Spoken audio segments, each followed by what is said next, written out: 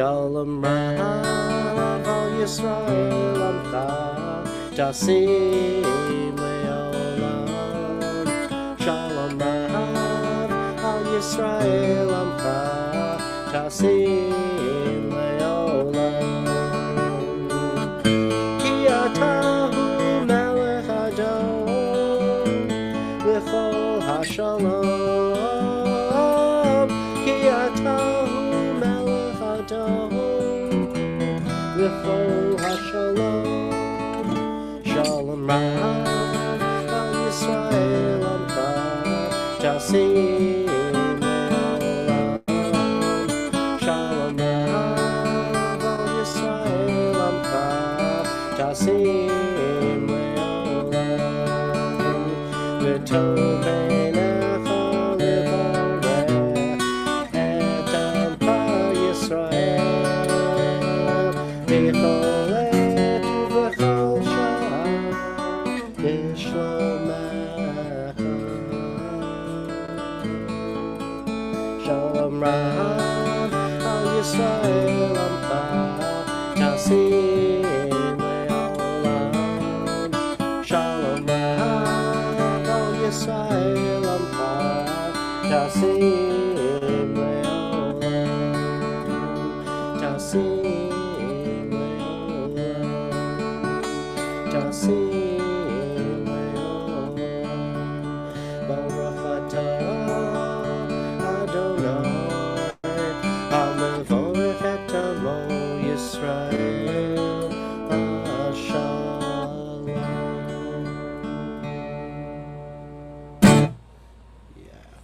The story that goes with that, everybody, and Michael Zeitcher will understand this. When Temple Tifereth Israel merged with Temple Beth Shalom, these were the songs of Temple Beth Shalom. And we were told that they were the ancient songs and we should stay with them and not think of anything new. And some of us who know the history had a laugh. All of the ancient, quote unquote, reformed songs that Beth Shalom thought that they were singing were reform summer camp songs. They were all summer camp songs from the reform movement in Western Massachusetts. And they really thought that they were the ancient songs of Israel. They weren't. They were the ancient songs of Debbie Friedman. Debbie Friedman and whatever. And what's really interesting, I went to a biennial and all of these guys who composed all of them got together in an evening concert. And it was amazing. What we thought were century-old tunes were camp songs from Camp Eisner in Western Massachusetts. Right, Gary? So Bob Dylan, yeah, and Bob Dylan, I never knew this until a few years ago, but Bob Dylan started playing music based on, like, when he used to go to camp and Jewish camps and stuff. Wow. That's how he started. I mean, because originally, like, he was playing all that folk music, And Ed, the reason why Malden knew more than Peabody about the origin of the music is because you guys had Bonnie with you all those years? Yeah, Bunny started when she was 12 years old. Somewhere in that neighborhood, 12. She's a prodigy. Some of Bunny's songs are standards all over the world. Really? Oh, yeah. Known all over. Her stuff is known all over the world. But yeah, she's a prodigy. She has a master's degree in music composition. And I knew her as a kid. She was a couple of years older than me, but I knew her. I went to school with her brother. He passed away. Mark passed away. I think you knew him too, Gary. Oh, he was a great. Oh, we sang in the choir for years. Yeah, together. nice kid. He was great. Got a brain tumor and died. His yard site is 2 days before Bev's, the way it works out on the Jewish calendar. Yeah. He died July 13th. She died August 6th. But he died on the 6th of Ab, and she died on the 8th of Ab. I would have never, you are amazing You're a savant when it comes to those types of things, Gary. That's what Annie always says. You are. Yeah. You are. I wish I had your memory and your abilities. Yeah, I like wish Rain I Man. don't. Yeah. I don't know how I remember dates, numbers. Well, we better get started, guys, because I Yeah. need to leave at 7:55. We'll be done. Wow. Yeah. 10 minutes. And the Bruins are on. So it's been a year. Hallelujah. We got through a full year of Torah study. Oh my gosh. Right. I can't believe And it. the cycle begins again, and the madness continues. Yeah. Do you want to start us off, Gary, with Korah? I would be happy to, because there are themes from Korach that I really that are important to me. Oh, there's Ruthie. Yeah. I don't know if Annie's gonna be here tonight because she's working. I think she's still at work. Hey, Ruthie. Sometimes she can Jeff- tune in when she's still at work, but she's probably busy. I'm sorry I was late. That's all right. It was a very important something I had to do. Okay, anyways. All right, I'm here. here we go. I like the story of Korah for certain reasons. Well, I like them all for certain reasons, but anyway.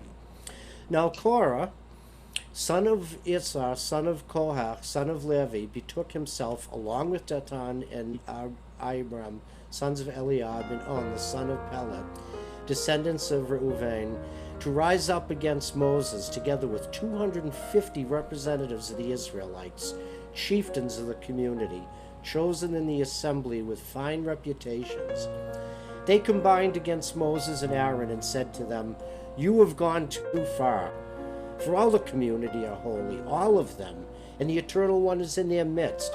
Why then do you raise yourselves above the Eternal's congregation?"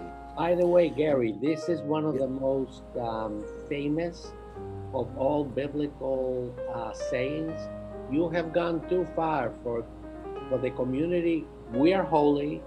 God is with us. So why are you, Moses and Aaron, be our leaders? We're all together in this thing. One of the most famous quotes. But actually, now this next line is one of my favorites, which I will discuss later when we discuss it. But when Moses heard this, he fell on his face. That line is one of my favorites.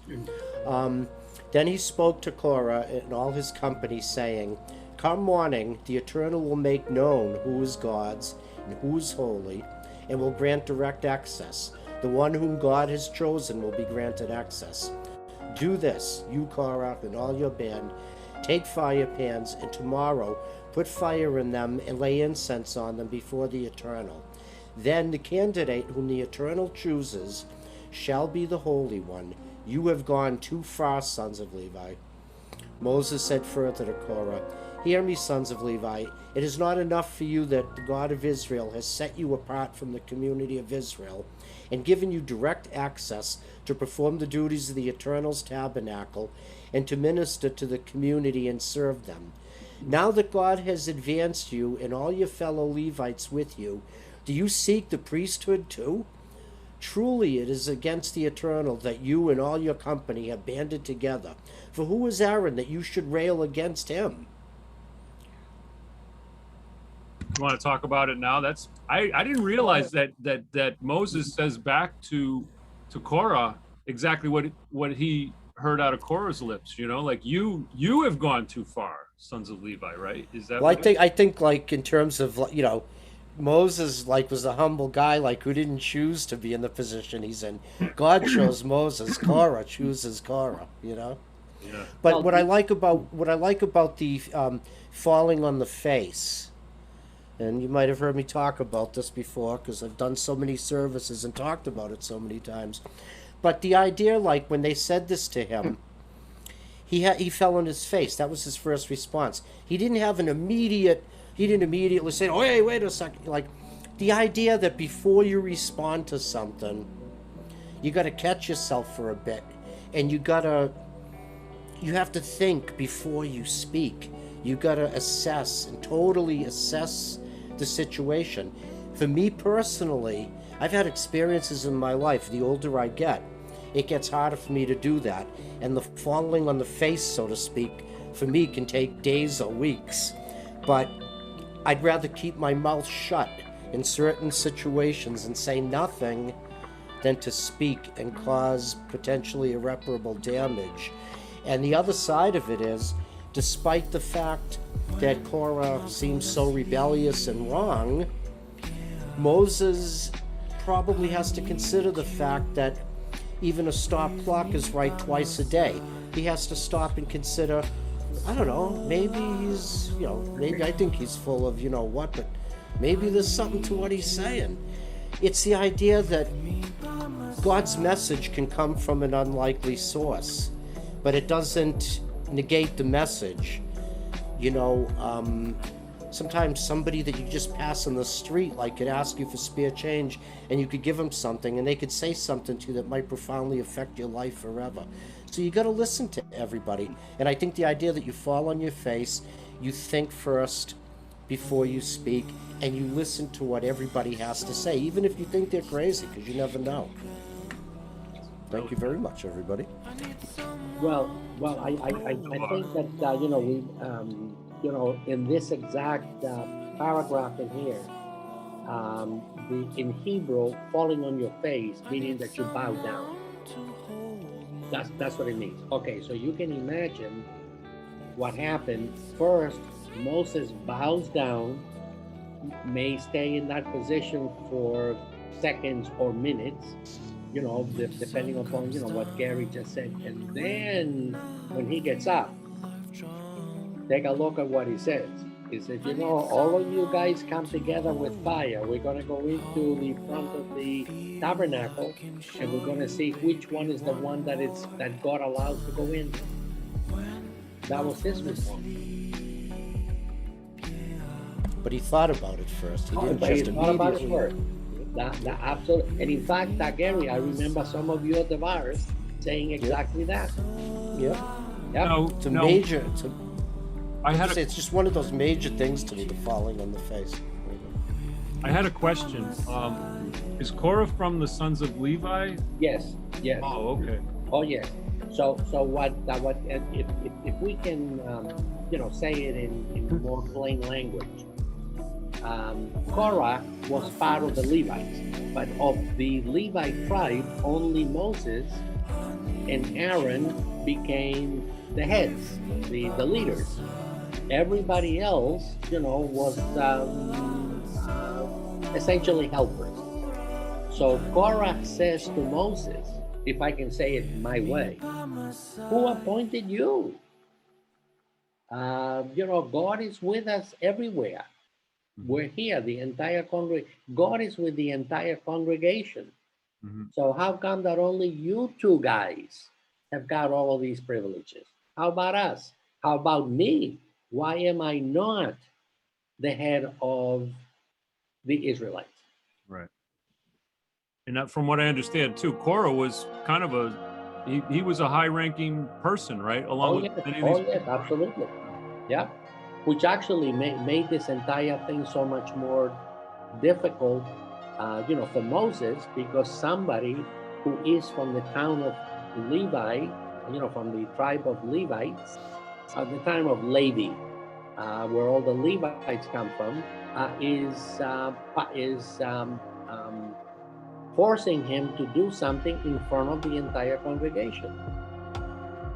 He's challenging him as a leader. Fascinating stuff. And all right, the plot thickens. Gary, go for it. Okay, now okay. I like reading the names in Hebrew rather. Like when you read the Hebrew. All right. Vaishlach Moshe likra Dathan. The names come out better. Mm-hmm. Moses sent for Dathan and Abiram, sons of Elah, but they said, "We will not come." Oh wait. Is it not enough that you brought us from a land flowing with milk and honey to have us die in the wilderness, that you would also lord it over us? Even if you had brought us to a land flowing with milk and honey and given us possession of fields and vineyards, should you gouge out those subordinates' eyes? We will not come. Moses was much aggrieved, and he said to the Eternal, "Pay no regard to their oblation. I have not taken the ass of any one of them, nor have I wronged any one of them." Sounds like Moses is ready to kick their... Oh, forgot it. Okay. And Moses said to Korah, "Tomorrow you and all your company appear before the Eternal. you and they and Aaron.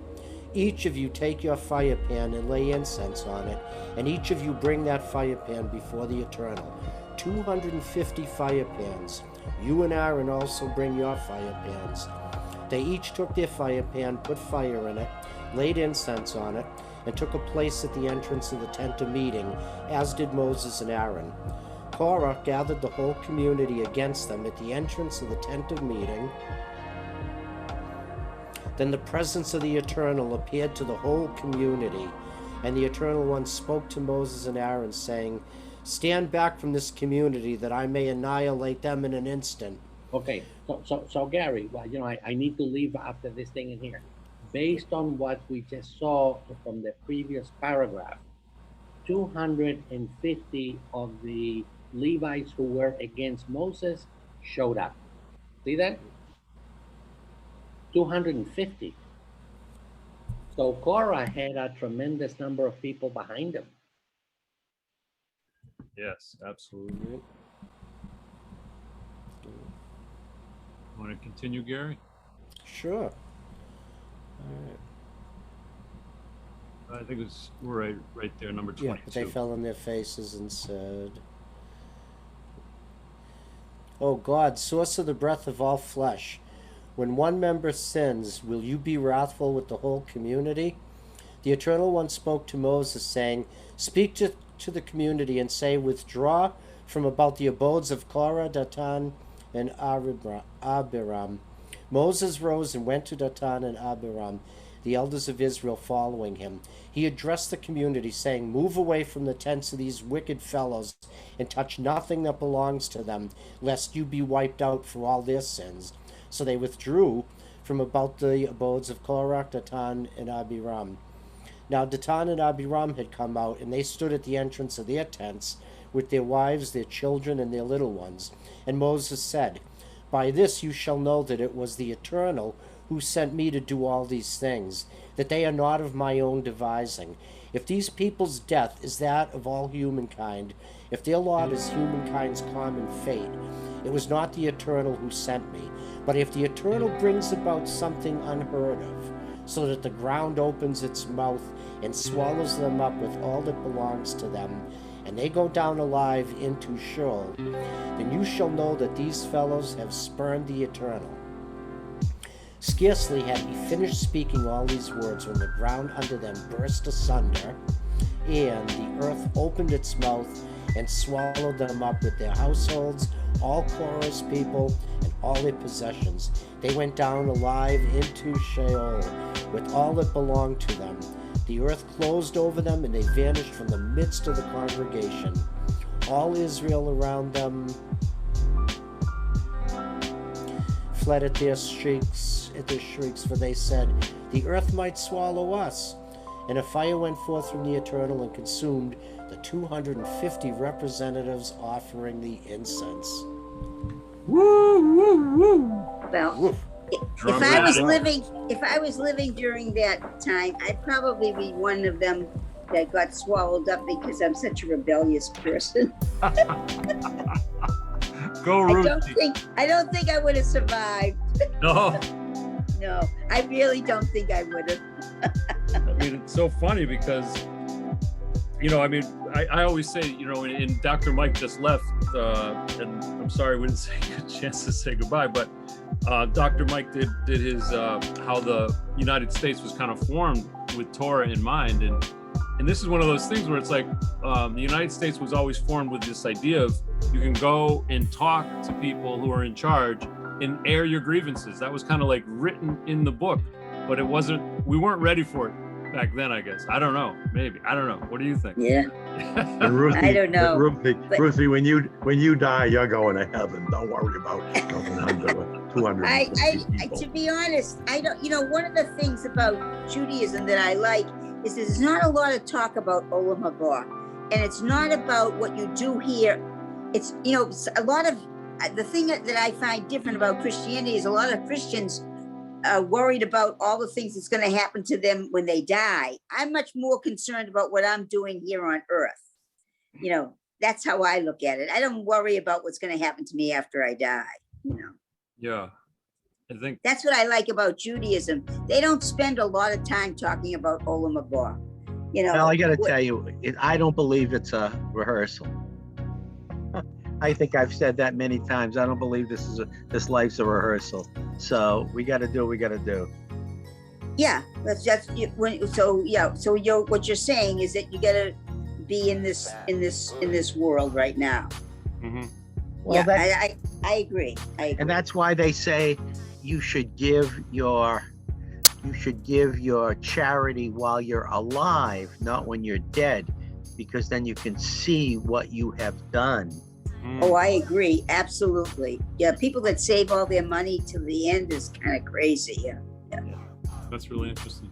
I think the other thing too is, I don't know how, I mean, my big thing, which is I was always surprised that Judaism believes in reincarnation to a degree, which I don't ever really hear it professed so much, because that's kind of one of my big things is I'm there with reincarnation. But most Christians, really mainline Christians, always say like one and done. It's like you are here. Oh, Michael Scheiser's coming back in. You are here, and then you're going either to one of two places, maybe one of three places. One of two places, the place you want to go and the place you don't want to go. So it can be so intense for Christians because they don't think they can ever make up any problems that have happened in this life. Whereas, even though they accept Christ in the resurrection, though?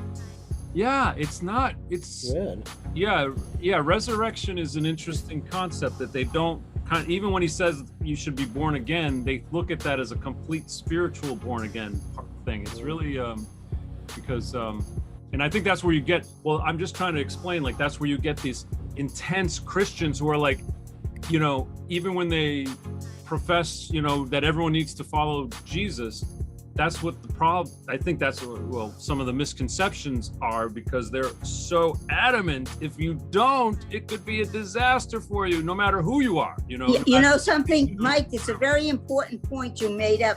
I had a dentist who I really liked very much, and I didn't know that he was a born again Christian. Anyways, he invited me to his house, and both his wife were born again Christians, I gather. And they said to me, do you understand why it's so important for you to believe in Jesus? Because it'll be what happens to you when you die. And I told them I didn't care about what happens to me when I die. Oh. And that really upset them. But I told them that's my feeling about it, you know. And we they should all could have not our own, understand that was like, and that's why I didn't know how much of the Christianity believes in it. I don't know if it's just Catholicism. I've never understood that part, but I don't think about what's going to happen to me when I die. I really want to live my life. I think of the eternal cycle.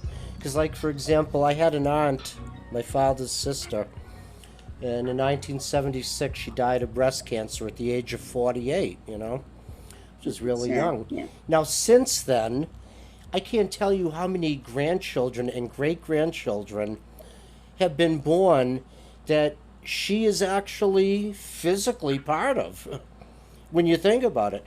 And she's been dead for almost 50 years, but she just had another great-grandchild about 2 months ago. Her life, that physical life that ended, in a sense, in 1976, is still producing new life in 2021. That's how I see eternal life. That's I like that very much. Gary, I really love that.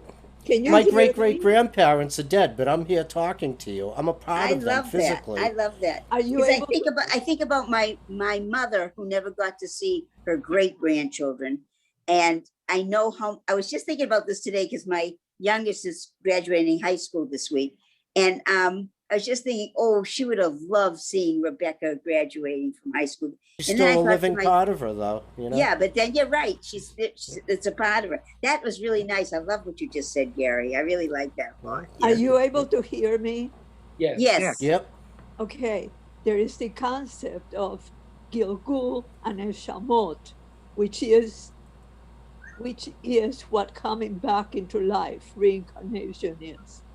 It's the will of the neshamas, Gilgul and Neshamot. So definitely it's in our culture. So I went to one of these online workshops with Chabad a couple of weeks ago, and it was about reincarnation. Are you laughing at me, Dr. Ed, or did you see some funny thing? I'm laughing at the fact that that you took advantage of that, and here I'm sitting as a Jew who never took advantage of that, and I'm just, that laugh was out of admiration and surprise that here I am. You know more about this particular issue than I have, and I have spent my life in the Jewish community, not in the Jewish religious community, but in the Jewish community. And here you have more insight into this than possibly our rabbi. And I'm just gonna I just you know. Well, And he doesn't even look Jewish. no, I'm gonna try to grow this. I can't get like Gary gets. Gary gets like nice. But Gary's like Tevye. He doesn't even try. It's like 3 weeks and he's full on. No, but well, that's honorable.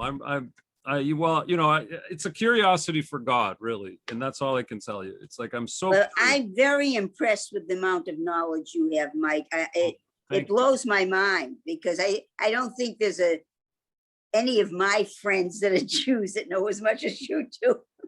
Well, you know, I mean, you know, Jesus was Jewish, right? So that to me says it all. Like there was a foundation that Right. and he even talks. I mean, I could even pull up a lot of what he says about Judaism, which is phenomenally positive, like outrageously, like this is the only way. And so that's why I'm, you know, that's why I always say it's just the same religion. We just kind of have different leaders in a, you know, to a degree, and even not so much. I mean, but anyway, this whole concept of reincarnation is funny because I always thought, like, how much, oh, well, we have this the whole idea of like how many souls there are in the world right now. There's 7 billion, right? And I'm always like, where do these souls come from? Is God just creating more souls all the time? And I always had this concept that it's probably like when cells divide, right? Because we have this saying in Christianity, on earth as it is in heaven, meaning what happens on earth is similar to what happens in heaven. So I always thought, like, these cells must break up. There must be some, like, you know, you have one cell and then it breaks in two. So in that workshop on Chabad, the Rabbi Shalom Prus, and I've met him several times, we're friends, and he's a young guy too, and he was explaining it exactly like that, like my hunch. It was just a hunch.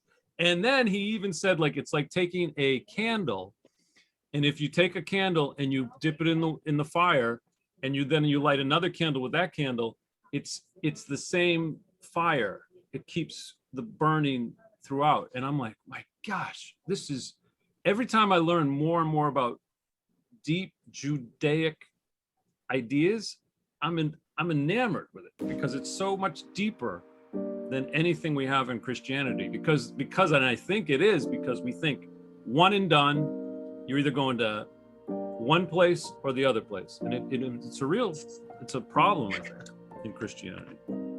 So, but anyway, you guys are terrific. I was hoping Monique was going to be here tonight, but Ruth, do you want to try pick it up at 17? Oh, sure. 17, yeah. The Eternal One spoke to Moses, saying, order Eleazar, son of Aaron, the priest, to remove the fire pans, for they have become sacred from among the charred remains, and scatter the coals abroad. Remove the fire pans and those who have sinned at the cost of their lives, and let them be made into hammered sheets as plating for the altar. For once they have been used for offering to the Eternal, they have become sacred, and let them serve as a warning to the people of Israel. Eleazar the priest took the copper fire pans which had been used for offering by those who died in the fire, and they were hammered into plating for the altar. As the Eternal had ordered him through Moses, it was to be a reminder to the Israelites so that no outsider, one not of Aaron's offspring, should presume to offer incense before the Eternal and suffer the fate of Korah and his band. Next day, the whole Israelite community railed against Moses and Aaron, saying, "You two have brought death upon the Eternal's people." But as the community gathered against them, Moses and Aaron turned toward the tent of meeting. The cloud had covered it, and the presence of the Eternal appeared. When Moses and Aaron reached the tent of meeting, the Eternal One spoke to Moses, saying, "Remove yourself from this community, that I may annihilate them in an instant." They fell on their faces. Then Moses, what? I say that'll teach them. Yeah, right. Yeah, right. They fell on their faces. Then Moses said to Aaron, "Take the fire pan and put it on fire from the altar. Add incense and take it quickly to the community and make expiation for them. For wrath has gone forth. For wrath has gone forth from the Eternal. The plague has begun." Another plague. Oh no. Yeah. Aaron took it as Moses had ordered and ran to the midst of the congregation where the plague had begun among the people. He put on the incense and made expiation for the people. He stood between the dead and the living until the plague was checked. Those who died of the plague came to 14,700, aside from those who died on account of Korah. That's a lot of people. Aaron then returned to Moses at the entrance of the tent of meeting, since the plague was checked. The Eternal One spoke to Moses, saying, "Speak to the Israelite people and take from them, from the chieftains of their ancestral houses, one staff for each chieftain of an ancestral house, 12 staffs in all. Inscribe each one's name on his staff, there being one staff for each head of an ancestral house. Also, inscribe Aaron's name on the staff of Levi. Deposit them in the tent of meeting before the pact, where I meet with you. The staff of the candidate whom I choose shall sprout, and I will rid myself of the incessant mutterings of the Israelites against you." What's going on here? What is this? No, he's just talking how he's going to get rid of all these crazy people that keep on complaining. That's what I got out of it.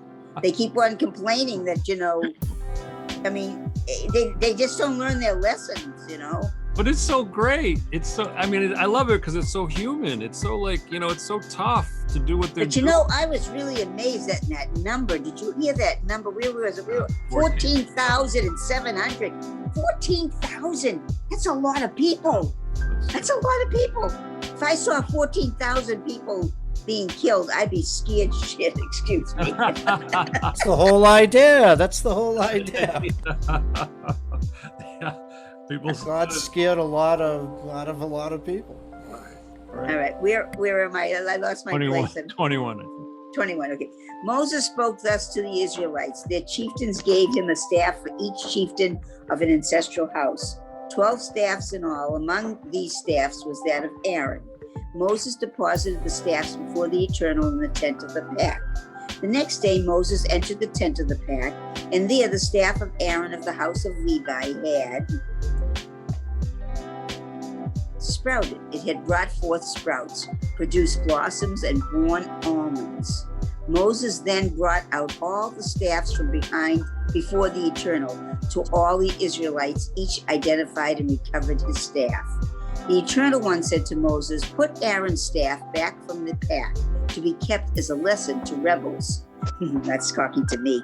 "So that their mutterings against me may cease, lest they die." This Moses did just as the Eternal had commanded him. So he did. But the Israelites said to Moses, "Lo, we perish, we are lost, all of us lost. Everyone who's so much as ventures near the Eternal's tabernacle must die. Alas, we are doomed to perish." The Eternal One said to Aaron, "You and your sons in the ancestral house under your charge shall bear any guilt connected with the sanctuary. You and your sons alone shall bear any guilt connected with your priesthood. You shall also associate with yourself your kinsmen, the tribe of Levi, your ancestral tribe, to be attached to you and to minister to you, while you and your sons under your charge are before the tent of the pact. They shall discharge their duties to you and to the tent as a whole, but they must not have any contact with the furnishings of the shrine or with the altar, lest both they and you die.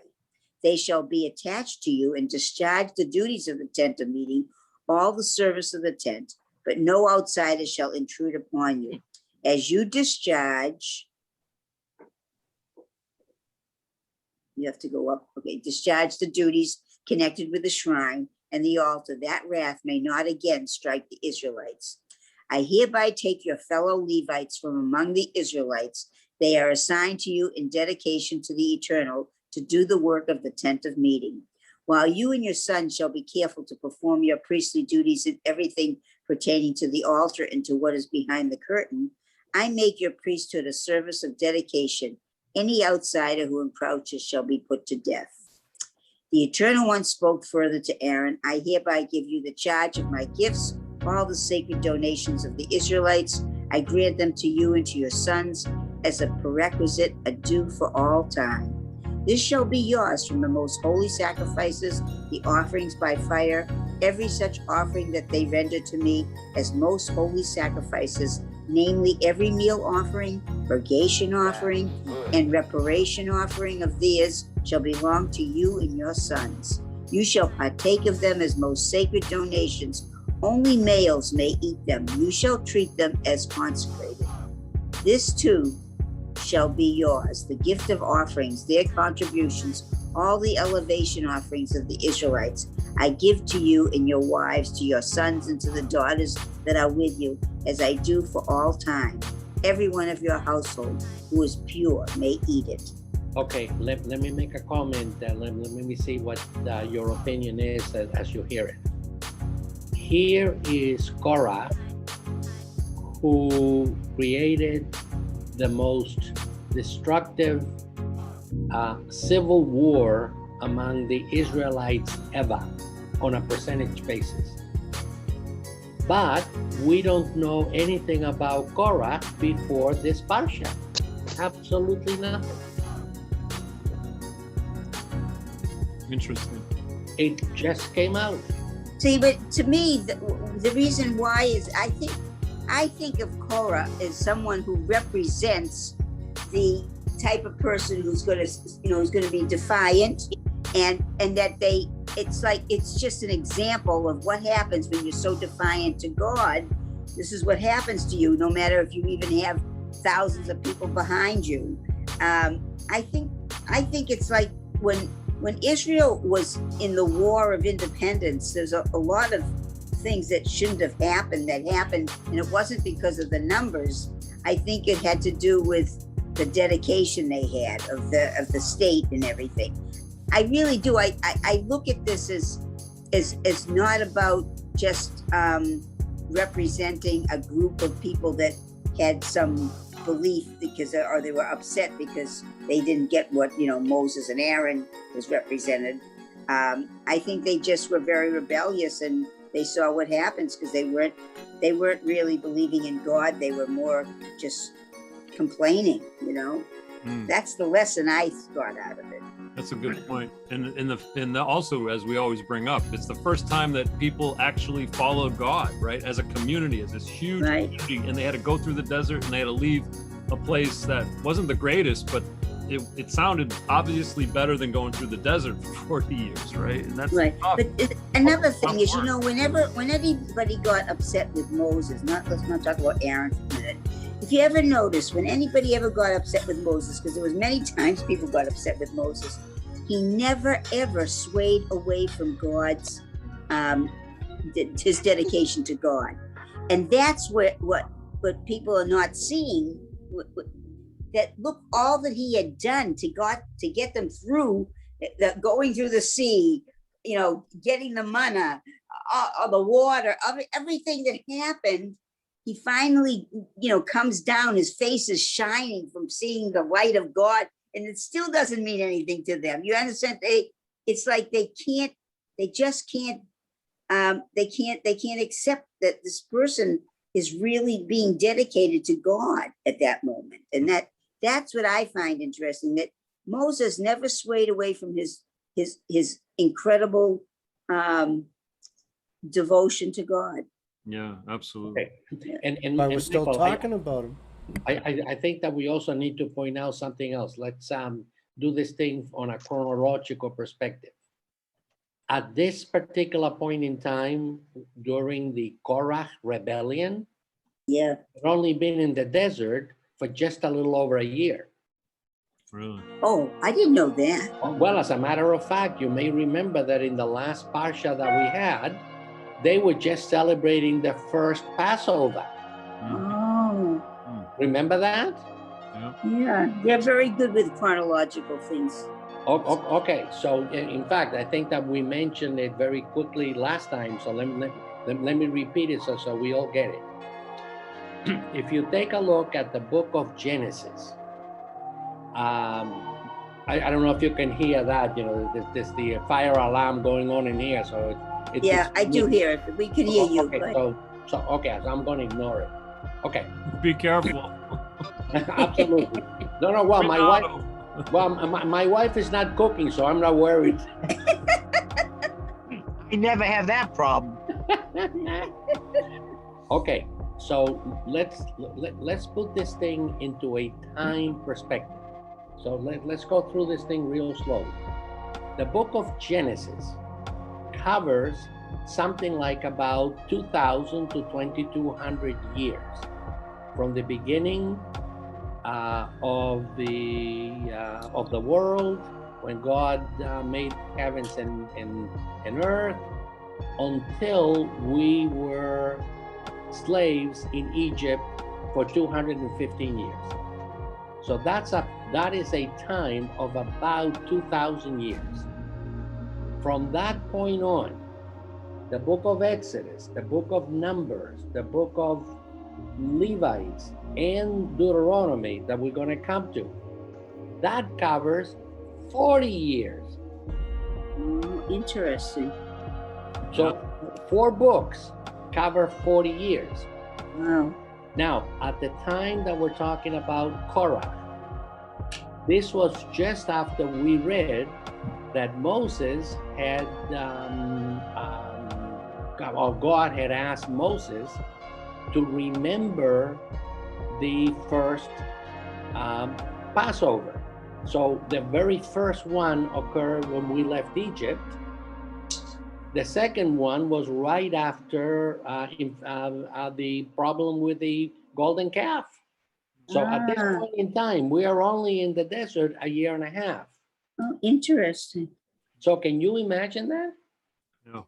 And they still had another 30 so years to go. Okay. Now, so after all of this, you remember that God said that as a punishment, that everybody who was born in Egypt and knew Egypt was not going to be allowed into the promised land. That I do know, yeah. Right. With 2 exceptions, Caleb and Joshua. Right. Wow. I like what you brought up too, Ruth, about the dedication and the dedication of Israel too, because it reminded me of Dr. Ed. You might want to chime in on the kibbutz where they made the bullets underground in Israel. That was the most fascinating thing, I think, one of the most fascinating things we saw. The dedication, these were kids. They were like 18, 20, 19, 20 years old. They were going and working in a basement and making firearms, and they were practicing the weaponry, and oh my gosh. I know Dr. Ed's got a lot more to say about it. But. I just remember the story that many of the people in the kibbutz didn't know what was happening underneath the laundry, and then the woman found out by accident, and they didn't know what to do with her. They were going to kill her because they needed the bullets, and if she opened her mouth, so they said, what are we going to do with you? And she said, put me to work. That was great. That's great. Yeah. Put me to work. I just, and the story is, I had a fight with the rabbi to go there. What do you mean by that?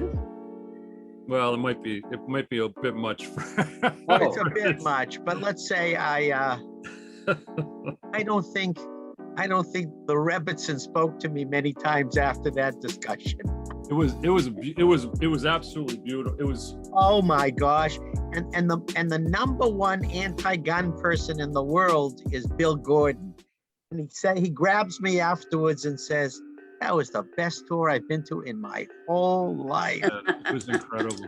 It was And incredible. It was, and there were so many close calls of being found out.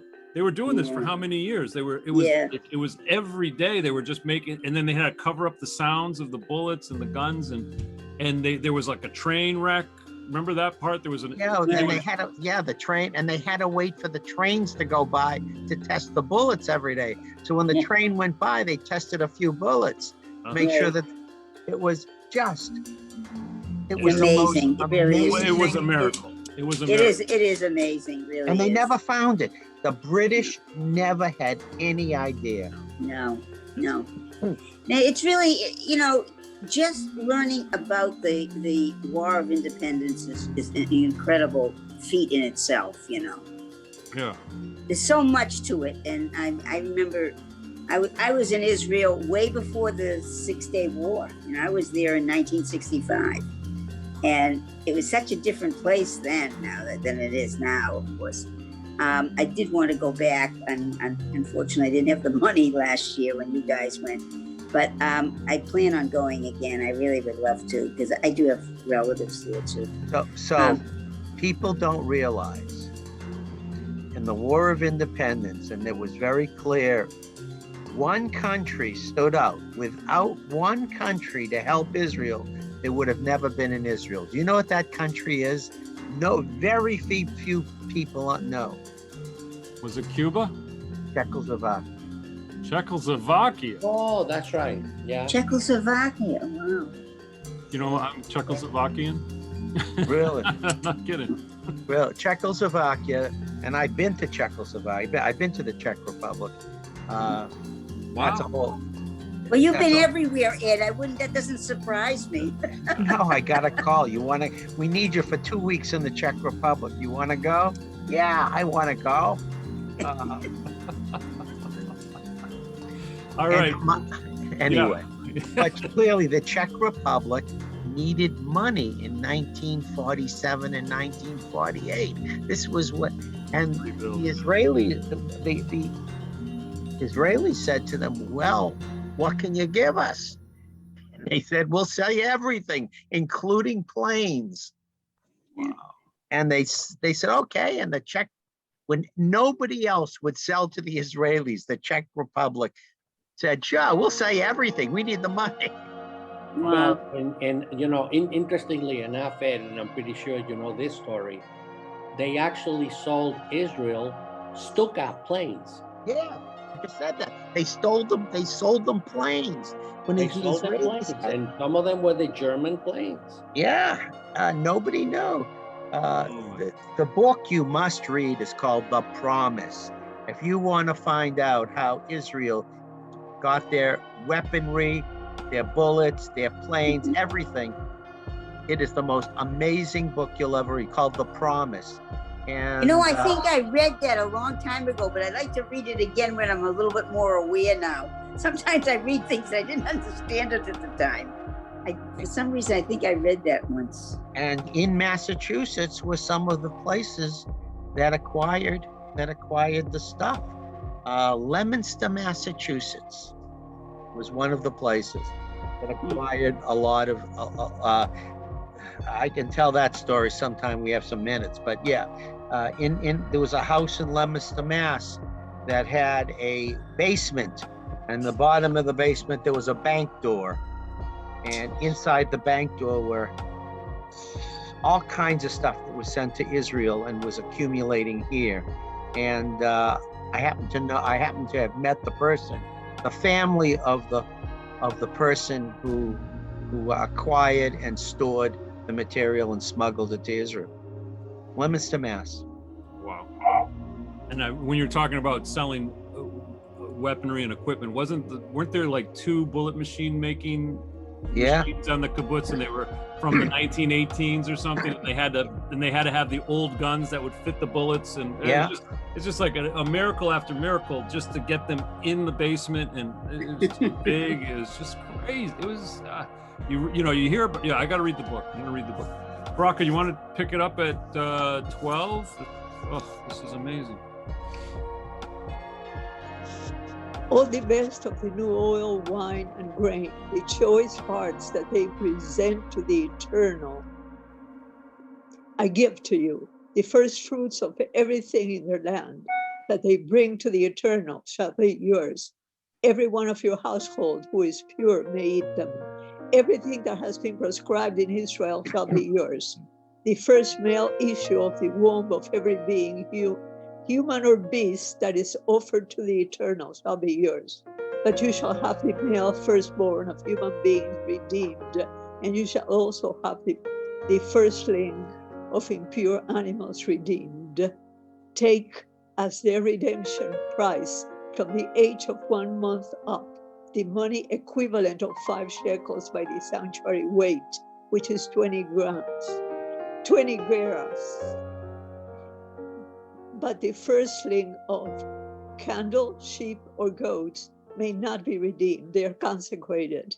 You shall dash their blood against the altar and turn their fat into smoke as an offering by fire for a pleasing odor to the Eternal. But their meat shall be yours. It shall be yours like the breast of elevation offering and like the right thigh. All these sacred gifts that the Israelites set aside for the Eternal, I give to you, to your sons, and to the daughters that are with you, as a due for all time. It shall be an everlasting covenant of salt before the Eternal for you and for your offspring as well.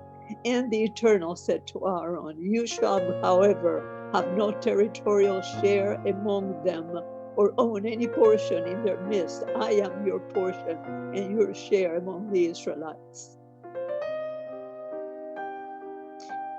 And to the Levites I hereby give all the tithe in Israel as their share in return for the services they perform, the services of the tent of meeting. Henceforth, Israelites shall not trespass on the tent of meeting, and thus incur guilt and die. Only Levites shall perform the services of the tent of meeting. Others would incur guilt. It is the law for all time throughout the ages, but they shall have no territorial share among the Israelites. For it is the tithe set aside by the Israelites as a gift to the Eternal that I give to the Levites as their share. Therefore I have said concerning them, they shall have no territorial share among the Israelites. Okay, Eternal so One. I hold that. Bracha, hold on for just 1 second. Bracha just read for us a little while ago a covenant of salt. Does anybody know what that is? No. Okay, so there it is. It shall be as an everlasting covenant of salt. So what does that mean? I don't know. Is it like, I'm going to guess, like, what does salt do? It preserves, it purifies? Bingo, that's it. Salt is a preservative. So this particular covenant is forever and ever. It's preserved forever. Wow. Oh, Ah, son of a gun. And it's so interesting. Like, I mean, doesn't it feel like we've read these passages over and over? Like, why is it so repetitive? I mean, even though I think this is kind of like, this sheds a new light on the tithes, right? Because I don't think it was ever really explicitly spoken of, like, this is for the Levites and they don't get any territory, but they will have the tithes to survive on, right? I mean, it's, why is it so repetitive though? I wonder. Does anyone? That's a good question. I think that a lawyer wrote it. Yeah. Jordan, you're muted. Jordan's not saying anything. No, I was muted. I was going to say, you think that's because they got paid by the word like lawyers do? It's doubly long. Can I have? You know, what is it that lawyers have in their briefs? Do you know, Michael? In their briefs? What is it that lawyers have in their briefs? No, that's What? just a joke.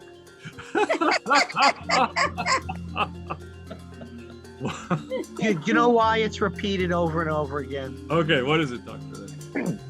We're reading this We're reading the 5 books of Moses over a period of 1 year. It may have been read even less than that because people couldn't read and they'd read it when they could read it.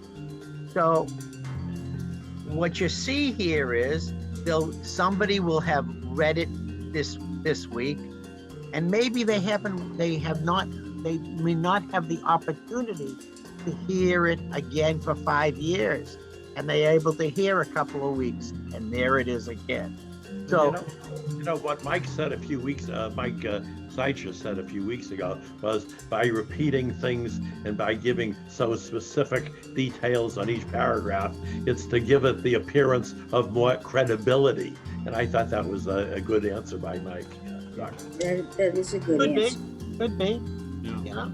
But I like what Dr. Ed was saying too, because it's almost like if you only read it once, if you only read these full passages once, you were getting the same message like 5 times if you think about it too. Because it's interesting because Christianity does the same thing. We have 4 gospels, and in the 4 gospels, the same phrases are mentioned over and over. So if you only read the gospels one time through, you're getting the same message. It's kind of like drills into your Also, there's a whole thing I learned many years ago that to learn something, you have to do something 1,000 times. And so I believe that when you have something told to you over and over again, it really sinks in. That's what I think it's 5 times, but I'm not positive. No, the one I went with I did a program where they talked about how you become expert at something, and you have to do. It's like with music, you have to do something 1,000 times and practice 1,000 times in sports. It's Aki. Yeah. I don't practice enough. I'd be better if I did, but you know. Well, I'm going to make a comment on that. You know, whether you're talking about medicine or you're talking about law, there's an awful lot of things that you have got to memorize. Yeah. But you don't repeat those things 1,000 times to try to memorize. No, but I'm not talking about repeating it. I'm talking about that to learn, to really get something to sink in sometimes. Okay. People need to hear it a lot of times. Okay, so Jordan, let me ask you a question. In medicine, since there are quadrillions of things that you have to remember, you come up with mnemonics. Do you do the same thing when you're studying law? Oh, absolutely. We do. There's mnemonic devices. There's again lots and lots of laws and rules and procedures, and you have to learn it over and over. I'm really embarrassed to say I had a assistant city solicitor working for me in the law department, and I used to complain to him that he was only reading the newspaper. And I said to him, "Hey, John, how come I never see you read any law books?" And he said, "I learned everything I needed to about the law when I was in law school." And so, as you say, a lot of people think they learn everything in law school, but I don't agree. I'm reading the law every week, every day. I write law books. And I have to be updating all the time. So you do have to keep learning and repeating and reinforcing what you learned from law school. And to become an expert, I just want to say something. To become an expert at something, you do have to do it over and over again, because then you get to do it better and better. I'm going to give you one example. When I started doing Tai Chi, I thought I was really pretty good at this. But then as I teach it now over and over again, I teach the same thing over and over again. And I get something out of it new each time, because I've done it so long that I can, it's hard to explain unless you do Tai Chi, but you start to actually feel the chi, the energy. And so there is really something about practicing over and over anything. I do it with my swimming. I do it with my Tai Chi. I do it. I used to do it with tap dancing. Everything is over and over again to really. And that's how sports people are.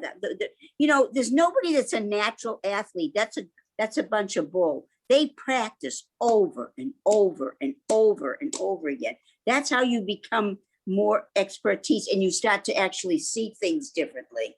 That's my personal opinion. Okay, so here we have somebody who's a very good guitarist. So Gary, when you found out that you had an aptitude towards playing the guitar, for how long did you practice? I don't really think of it as practicing as much. It's like in a sense, like, if I want to play something, I just figure out how to play it. I just have a good ear, and I could sometimes play something as I'm hearing it for the first time. Wow.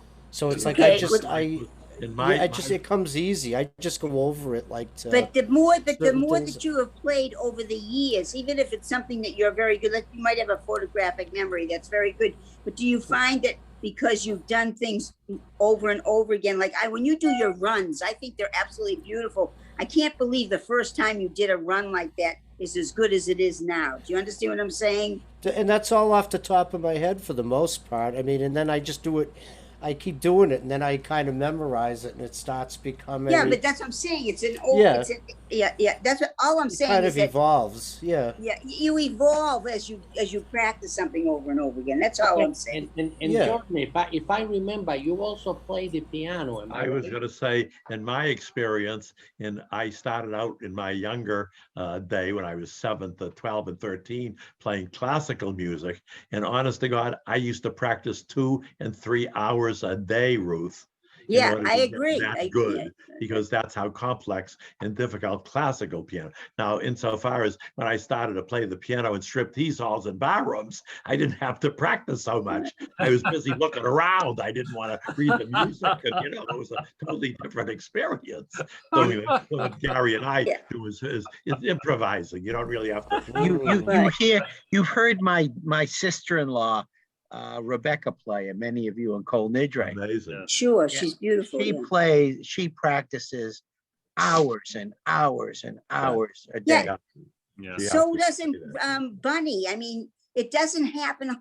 And what I'm saying is, to get to the point where you're really sounding pretty great, you're practicing a lot. It's a lot of years. I agree.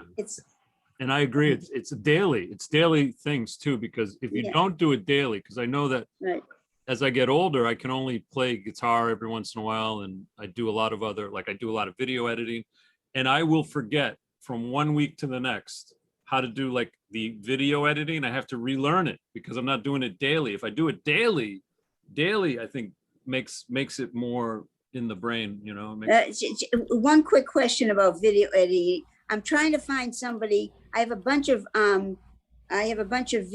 VHFs that I'm wanting to convert to DVDs. They're very special to me, and they're very expensive when you go to the photo stores. Do you know anybody that does that?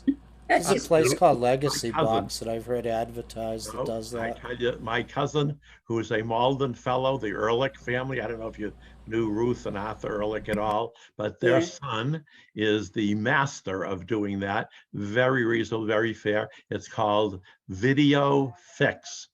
I think he's in. I would pay if it's within reason. Very reasonable. He says he has people coming in they leave boxes of the oldest film and the VCRs and the cassettes and everything. He's wonderful, Ruth. I really think you should look into it. Okay, well, you know what? Later on, I'll text you. I'll text you later on about it. I will get that information to you. Thank you. That would be so helpful. Nice Jewish boy too, yeah. All right. Where were we? Oh my. I think we're here. Yeah, 25. Braca, you want to finish it, or is Braca not there? Dr. Ed, are you? Sure. The Eternal One spoke to Moses, saying, "Speak to the Levites and say to them, when you receive from the Israelites their tithes, which I have assigned to you as your share, you shall set aside from them 1/10 of the tithe as a gift to the Eternal. This shall be accounted to you and your gift.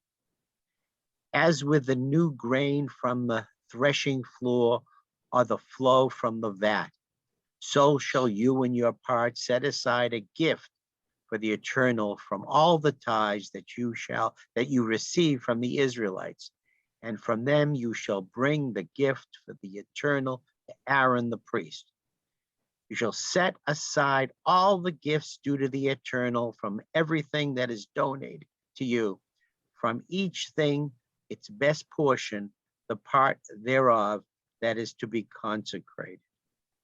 Say to them further, when you have removed the best part from it, you Levites may consider it the same as the yield of threshing floor or vat. You and your households may eat it anywhere, for it is your recompense for the services in the tent of the meeting.